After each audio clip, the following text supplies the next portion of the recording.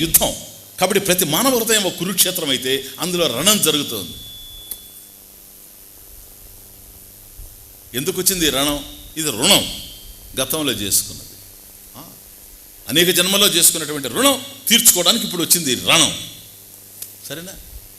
ఇప్పుడు ఏం కావాలి మనకు? స్మరణ.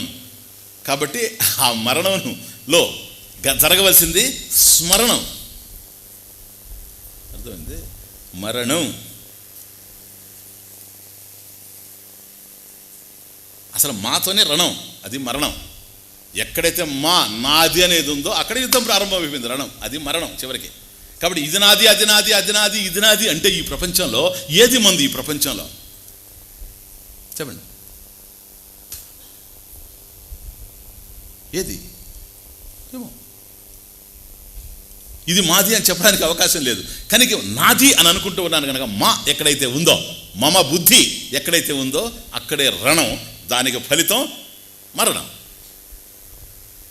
చేయవలసింది స్మరణం.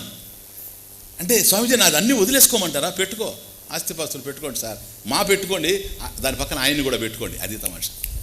నీ మా పెట్టుకో, తీసేయడంలే, సహా ఆయన్ని కూడా పెట్టుకో. మా పక్కన సా చేరిందంటే ముందుగా స్మరణం.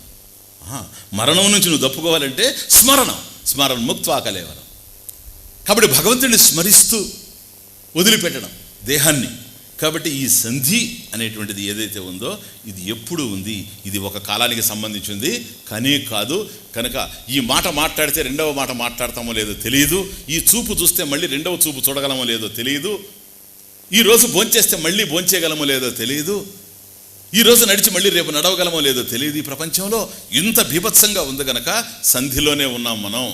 అసలు మానవుడే సంధిలో ఉన్నాడు. అటు చూస్తే దేవతలు, ఇటు చూస్తే పశుపక్షాదులు. సంధిలో ఉండేవాడు మానవుడు. అందువల్ల అసలు సంధిలో ఉండేవాడికే బోధ. సేనయోర్ ఉభయోర్ మధ్యే అదే సంధి. అటు కౌరవులు ఇటు పాండవులు మధ్యలో సంధిలో అర్జునుడు ఉన్నాడు, అందుకనే బోధ. సరేనా?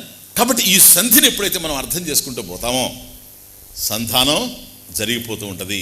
కాబట్టి ఇది నిన్నటి వరకు మనం అర్థం చేసుకున్నటువంటి ధ్యానం.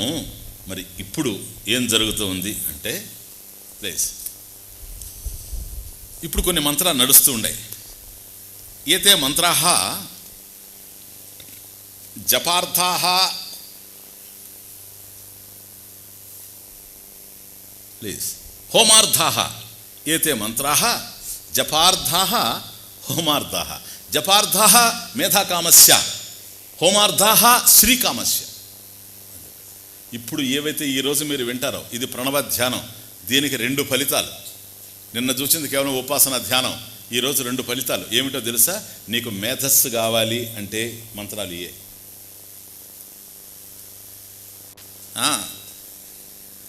సిద్ధం సుమతి, సరేనా? సిద్ధం. ఓకే. ఒకవేళ డబ్బు కావాలనుకో, శ్రీకామస్యచ, మేధాకామస్య శ్రీకామస్యచ తత్ప్రాప్తి సాధనం మంత్రాః ఉచ్యతే. ఇప్పుడు చెప్పబోతున్నాడే ఈ మంత్రాలు అవి. ప్లీజ్. యశ్చందసాం వృషభో విశ్వరూపః ఛందోభ్యోద్యమృతాత్ సంబభూవ సమేంద్రో మేధయా స్పృణోతు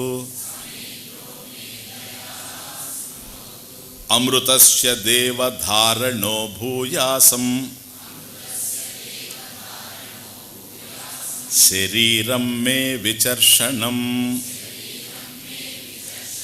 జిహ్వా మే మధుమత్తమా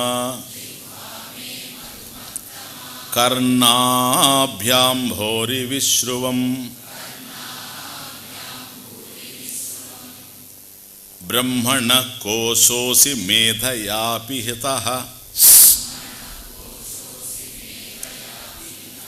శ్రుతం మే గోపాయ. ఇక్కడికి మేధాకామస్య. యశ్చందసాం వృషభః విశ్వరూపః యః ఓంకారః ఇతి. కాబట్టి ఇప్పుడు ఏవైతే ఇక్కడ వరకు శృతమ్మే గోపాయ ఇక్కడ వరకు మీరు వింటూ ఉన్నారో ఇది జపార్థాః ఏతే మంత్రాః మేధా కామస్య, ఎవరికైతే మేధస్సు కావాలనుకుంటూ ఉన్నాడో జ్ఞానం, అటువంటి మేధాకామస్య దానిని కోరుకునేటువంటి వాడికి ఏతే మంత్రాః ఇవి జపార్థాః. బాగా అర్థం చేసుకోండి, ఇక్కడ జపము వస్తుంది, హోమం వస్తుంది. ఈరోజు ఈ మంత్రాలను ఎవడైతే జపం చేస్తూ ఉన్నాడో వాడికి మేధస్సు వృద్ధి చెందుతుంది.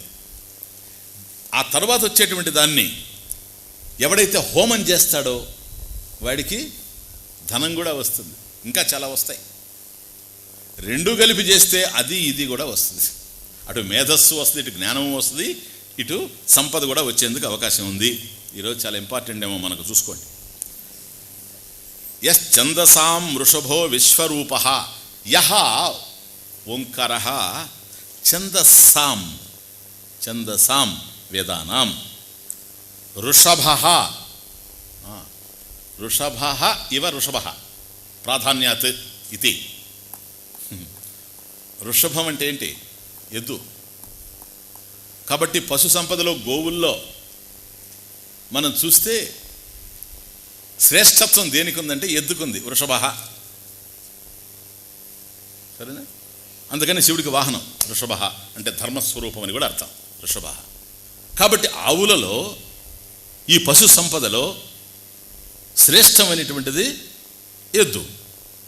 కనుక ఇక్కడ ఛందసాం యః ఛందసాం వృషభః. కాబట్టి వేదానాం ఛందసాం వేదానాం వేదాలలో యః ఓంకారం అనేటువంటిది వృషభః అంటే ప్రాధాన్యాత్ ఇది.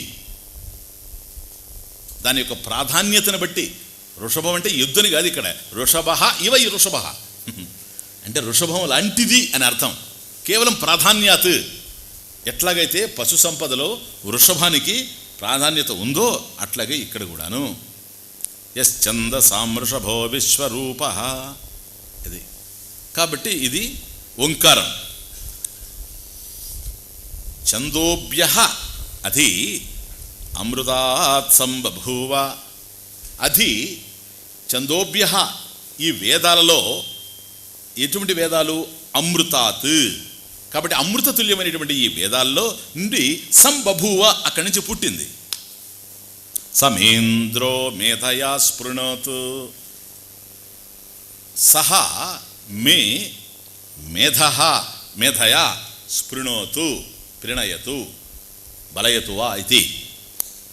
కాబట్టి ఆ ఓంకారం ఏదైతే ఉందో ఇది నా యొక్క మేధస్సుని వృద్ధి చేయుగాక, బలకరంగా ఉంచుగాక, అట్లాగే నన్ను తృప్తిపరచుగాక. ప్లీజ్.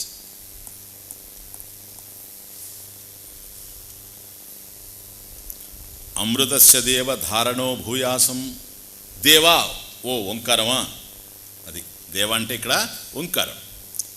అమృతస్య ధారణో భూయాసం, అది అమృతస్య ధారణో భూయాసం.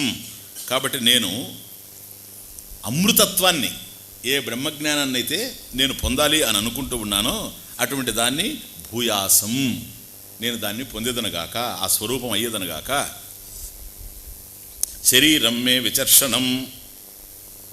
నా శరీరం ఏదైతే ఉందో దేహం ఇది యోగ్యమైనదగుగాక. జిహ్వామే మధుమత్తమా. నా నాలుక ఎప్పుడు తీయగా మాట్లాడుతూ ఉండుగాక. కర్ణాభ్యాం భోరి విశ్రువం. భూరి బహు ఎక్కువగా. కర్ణాభ్యాం శ్రోత్రాభ్యాం ఇది. కాబట్టి నా చెవులు ఎప్పుడు విశేషంగా పుష్కలంగా జ్ఞానాన్ని వింటూ ఉండుగాక. బ్రహ్మణ కోశోసి మేధయా పిహిత ఆచ్ఛాదిత. బ్రహ్మణ త్వం కోశ అసి. నువ్వు బ్రహ్మణ పరమాత్మన భగవంతుడికి నువ్వు కోశ అసి. నువ్వు ఆయనకి వరలాగా తయారైనవు, సంచిలాగా తయారయ్యావు, అంటే నివాస స్థానం అయిపోయావు. ఓ ఓంకారమా, బ్రహ్మణ పరమాత్మన కోశ అసి. మేధయా పిహిత మేధయా లౌకిక ప్రజ్ఞయా అని. ఎవరికైతే కేవలం పూర్ణ జ్ఞానం లేకుండా కేవలం లౌకిక జ్ఞానం కలిగి ఉన్నారో, ఇది సామాన్య ప్రజ్ఞై పిహిత ఆచ్ఛాదిత అవిహిత తత్వ ఇది. వాళ్ళు నిన్ను తెలుసుకోలేరు ఎప్పుడు కూడా. ఎవరు? లౌకిక ప్రజ్ఞ ఉండేటువంటి వాళ్ళు. మేధయా పిహిత, కాబట్టి కేవలం లౌకికమైనటువంటి జ్ఞానమే ఎవరికైతే ఉందో, లౌకిక ప్రజ్ఞయా ప్లీజ్ సామాన్య ప్రజ్ఞై అవిదిత తత్వ, నువ్వు తెలిసేటువంటి దానివి కాదు అని ఓంకారాన్ని మొట్టమొదటి ఇక్కడ ప్రార్థన జరుగుతుంది. యశ్చందసాం వృషభో విశ్వరూప. యహ ఓంకారం ఛందసాం వేదాలలో విశ్వరూప సర్వరూప ఇది. ఎట్లా సర్వరూపం అవుతుంది అని అంటే, సర్వవాగ్ వ్యాప్తి, ప్రతి వాక్కులో కూడాను ఓంకారం వ్యాపించి ఉంది. ఓంకారం లేనటువంటి పదమే లేదు కనుక ఉన్నటువంటి పదాలు ఏవైతే ఉన్నాయో సమస్తమైనటువంటి పదాలలో భాషలో ఓంకారం వ్యాపించి ఉంది. ఇది సర్వవ్యాపిత్వం, సర్వవ్యాపకత్వం ఓంకారానికి. కనుక విశ్వరూప, ఈ విశ్వమంతా నీవే అయ్యున్నావు. ఛందోభ్య అధి అమృతాత్, కాబట్టి అమృతమయమైనటువంటి ఈ వేదాలు, వీటిలో సంబభూవ, నీవు పుట్టావు వీటి నుండి. దీని అర్థం ఇది కాదు. అందువల్ల వేదాన్ని జాగ్రత్తగా అర్థం చేసుకోవాలి. వేదం నుండి ఓంకారం పుట్టింది, సంబభూవ, అర్థమేమో అదే. వేదం నుండి ఓంకారం పుట్టిందంటే వేదం ముందుంది, తర్వాత ఓంకారం వచ్చిందని అర్థం. తండ్రి నుండి బిడ్డ పుట్టాడు అని అంటే, తల్లి నుండి బిడ్డ వచ్చిందంటే దాని అర్థం ఏంటంటే బిడ్డ కన్నా ముందు తల్లి ఉందని అర్థం. కనుక వేదం నుండి ఓంకారం వచ్చింది అని అంటే ఓంకారం కన్నా ముందు వేదం ఉండుండాలి. ఇంపాసిబుల్. ఎందుకో తెలుసా? ఓంకారము ఏదైతే ఉందో, వేదం ఏదైతే ఉందో, ఆ వేదము ఓంకార స్వరూపమే. కనుక సంబభూవ అంటే నీవు అందులో ప్రకాశిస్తూ ఉన్నావు అని అర్థం. సంబభూవ అంటే ఇక్కడ ప్రకాశిస్తూ ఉన్నావు. ఓంకార సారిష్టత్వేన, ప్లీజ్ సారిష్టత్వేన, సారభూతంగా, ప్రత్యభాత్, ప్రకాశిస్తూ ఉన్నావు. సారిష్టత్వేన ప్రత్యభాత్, కాబట్టి సారరూపంగా ప్రకాశిస్తూ ఉన్నావు. కాబట్టి వేదంలో ఉండేటువంటి విషయం ఏదైతే ఉందో జ్ఞానం, ఆ సారమంతా కూడాను నీవే, ఓంకారమే. కాబట్టి వేదం నుండి ఓంకారం రావడం అని కాదు, బాగా అర్థం చేసుకోండి. ఓంకారంలో సారిష్టత్వేనా, కాబట్టి సారభూతంగా నువ్వు ఉన్నావు. సంబభూవ సమేంద్రో మేధయా స్పృణోతు. అది ఇక్కడ ఇంద్ర శబ్దం పరమేశ్వర అని అర్థం. సమేంద్రో స ప్లీజ్ ఇంద్ర సహ, సహ ఆ ప్రణవం ఏదైతే ఉందో, ఇంద్ర పరమేశ్వర.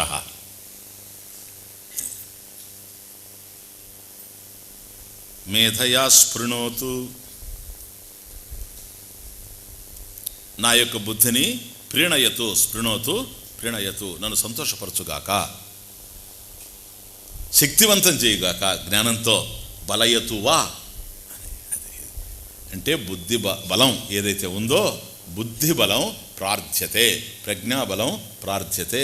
కాబట్టి ఓ ఓంకారమా, ఓ ప్రణవ స్వరూపమా, పరమేశ్వరుని యొక్క స్వరూపమైనటువంటి ఓ ఓంకారమా, నాకు మేధస్సునివ్వు, నాకు మేధస్సునివ్వు. ఇక్కడ మేధస్సు అంటే కొంతమంది కేవలం స్మృతి అని చెబుతూ ఉంటారు, జ్ఞాపకాలు అని కూడా. కేవలం జ్ఞాపకాలేని దీన్ని అర్థం చేసుకోవడానికి లేదు, ప్రజ్ఞ. కానీ జ్ఞాపకం లేకపోతే ప్రజ్ఞ ఉండేందుకు అవకాశం లేదు. కాబట్టి జ్ఞాపకాల వల్ల ప్రజ్ఞ మనలో ఉత్పన్నం అవుతూ ఉంటుంది.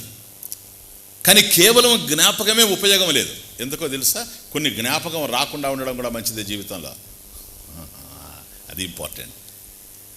కాబట్టి నాకు ఎప్పుడు జ్ఞాపకం చేస్తూ ఉండు అని అంటే, జీవితంలో ఉండేటివన్నీ కనుక మన జ్ఞాపకం వస్తే ఇంకా హాయిగా ఉండలేం. ఎందుకని?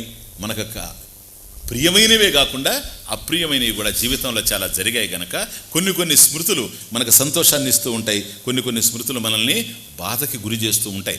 కాబట్టి కేవలం మనకు స్మృతి ఉన్నంత మాత్రాన, జ్ఞాపకాలు ఉన్నంత మాత్రానే తృప్తిగా ఉండగలము అని మాత్రం చెప్పడానికి అవకాశం లేదు. కానీ ఇక్కడ ఏదైతే ధారణాశక్తి, ప్లీజ్ గురువు ఏదైతే బోధించాడో ఆ జ్ఞానం ఏదైతే ఉందో అది మాత్రమే జ్ఞాపకం రావాలి. అంతేగాని ఒక జ్ఞాపకం అనేది నా జ్ఞాపకం తక్కువ అంటాడు. ఏ విషయం నీ జ్ఞాపకం రావడం లేదు, అది ఇంపార్టెంట్. మళ్ళీ ఇక్కడ ఆత్మనాత్మవివేక జ్ఞానం ఏవైతే అవసరమో అవి మాత్రం జ్ఞాపకం రావు, ఏవైతే అనవసరమో అవి జ్ఞాపకం వస్తూ ఉంటాయి. అట్లా కాకుండా భగవత్ సంబంధమైనటువంటి విషయం ఏదైతే ఉందో, ఏదైతే మనం అధ్యయనం చేస్తున్నామో ఇదే నాకు జ్ఞాపకం వస్తూ ఉండాలి. ప్లీజ్. శరీరమే విచర్షణం. సరే, ఇవన్నీ జరగాలి అని అనుకుంటే ఆ అమృతత్వాన్ని నేను పొందాలి. దేనికని? అమృతత్వం దేనికి? నేను ధరించడానికి. ఓకే, దానికి ఏం కావాలి? బ్రహ్మజ్ఞానం కావాలి. కాబట్టి బ్రహ్మజ్ఞానస్య, అది అమృతస్య, అమృతత్వ హేతుత్వాత్, అమృతత్వం కావాలి అని అనుకునేటట్లయితే అది ఎట్లా వస్తుంది? అది బ్రహ్మజ్ఞానస్య. ఒక బ్రహ్మజ్ఞానం వల్ల రావాల్సిందే కానీ మరొక విధంగా వచ్చేందుకు అవకాశం లేదు. దానిని నేను ధరించదనుగాక, అటువంటి స్థితి నాకు లభ్యమగునుగాక అని ఓంకారాన్ని, ప్రణవ స్వరూపాన్ని, పరమేశ్వర స్వరూపాన్ని, ఎందుకని పరమేశ్వర స్వరూపమే ఓంకారం, ఓంకారమే పరమేశ్వర స్వరూపం. ఇది వాచకం, ఆయన వాచ్యం. అది అక్కడ భగవంతుడికి పేరు వాచకం. ప్రతీక, ప్రతిమ, అర్థం చేసుకోండి. ప్రతీకోపాసన అని అంటే ప్రతిమను పెట్టుకొని, భగవంతుని యొక్క రూపాన్ని పెట్టుకొని ఆరాధన చేస్తూ ఉంటామే, ధ్యానం, అది ప్రతిమ. ప్రతీక అంటే శబ్దం, శబ్దం. ప్రతిమ రూపం. భగవంతుని రూపంతో ధ్యానం చేస్తూ ఉంటాం, శబ్దంతో ధ్యానం చేస్తూ ఉంటాం. కాబట్టి నిన్న ఏదైతే మనం చూచామో అధిలోకం, అది జ్యోతిషం, ఇదంతా కూడా రూపం మీద చేసాము ధ్యానం, భావన ఉంది. కానీ ఇది కేవలం శబ్దం. ప్రణవం అనేటువంటిది కేవలం శబ్దం, ఓంకారం, దీని మీద జరుగుతూ ఉంది. ఇది ప్రతీకోపాసన. ఓమిత్యేకాక్షరం బ్రహ్మ, ఇది కూడా చూడండి. ఓమిత్యేకాక్షరం బ్రహ్మ వ్యాహరన్ మా మనుస్మరన్ యః ప్రయాతి త్యజందేహం సయాతి పరమాంగతిం. మళ్ళీ ఇది భగవద్గీత. కాబట్టి ఎవడైతే యహ ప్రయాతి త్యజన్ దేహం, ఇంతకుముందు చూసిందే, ఎవడైతే దేహాన్ని వదిలేటప్పుడు ఓం ఇది ఏకాక్షరం బ్రహ్మ వ్యాహరం, దాన్ని ఉచ్చరిస్తూ దేహం త్యజన్ దేహం, దేహాన్ని త్యజిస్తూ ఉండాడు. త్యజన్ దేహం త్యజన్. కాబట్టి ఓమితి ఏకాక్షరం బ్రహ్మ, చూడండి, ఏకాక్షరం బ్రహ్మ. అప్పుడు ఏకాక్షరం అంటే ఒకే అక్షరం కలిగిందని అర్థం, ఓంకారం. ఏకాక్షరం బ్రహ్మ అని అంటే బ్రహ్మకు ఏకాక్షరం అడ్జెక్టివ్ అయిపోతుంది, విశేషణం. ఏకాక్షరం బ్రహ్మ, ఆయన ఏకాక్షరం అంటే ఏమని దాని అర్థం? ఒక కన్ను కలిగిన వాడు అని అర్థం. ఇది విశేషణం అవుతుంది. కాబట్టి ఏకాక్షరం బ్రహ్మ అని అంటే ఈ ఏకాక్షరమైనటువంటి ప్రణవ స్వరూపం భగవంతుడికి విశేషణం అవుతుంది. కాదు కాదు, ఆయనే ప్రణవం. తస్య వాచకః ప్రణవః, ఆయన పేరిది. కనుక ఏకాక్షరం బ్రహ్మ అంటే ఏకంచ అక్షరంచ, అది ఏకాక్షరం. అది ఏకము, రెండు కానిది, అక్షరం నశించినటువంటిది. ఓమితి ఏకాక్షరం బ్రహ్మ, ఓమిత్యేకాక్షరం బ్రహ్మ. వ్యాహరన్ మా మనుస్మరన్, ఎవడైతే దాన్ని ఉచ్చరిస్తూ దేహాన్ని వదిలిపెడుతూ ఉండాడో పోయేటప్పుడు, సయాతి పరమాంగతిం, వాడు కూడా నా యొక్క పరమగతినే పొందుతూ ఉన్నాడు. ఎందుకని? నన్ను స్మరిస్తే ఎట్లాగైతే పొందుతూ ఉన్నాడో, నా స్వరూపమైనటువంటి ఓంకారాన్ని స్మరిస్తే కూడాను సంధిలో అలాగే పొందుతూ ఉన్నాడు. ఇది ఓంకారోపాసన, ఇది జపం. ప్లీజ్, జపార్థాహ. ఇప్పుడు జపం ఇది నడుస్తూ ఉండేది, ఓంకార జపం. తజ్జప తదర్థ భావనాత్, పతంజలి యోగ దర్శనం. తజ్జపస్తదర్థ భావనం, యోగ దర్శనంలో. ఎందుకంటే తజ్జప తదర్థభావనం, ఏదైతే మనం జపం చేస్తూ ఉన్నామో దానికి సంబంధించినటువంటి అర్థం కూడా మనకు భావనలో ఉండాలి. లేకపోతే ఊరికే సౌండ్ అయిపోతుంది. నిన్న చూసినట్టు అతీంద్రియ ధ్యానం, సౌండ్, మీనింగ్లెస్ సౌండ్, అట్లా అయిపోద్ది. కనుక తదర్థభావనం, తజ్జపస్తదర్థభావనం, తత్ జప తర్వాత అర్ధభావనం. కాబట్టి ఏదైతే మనం జపం చేస్తూ ఉన్నామో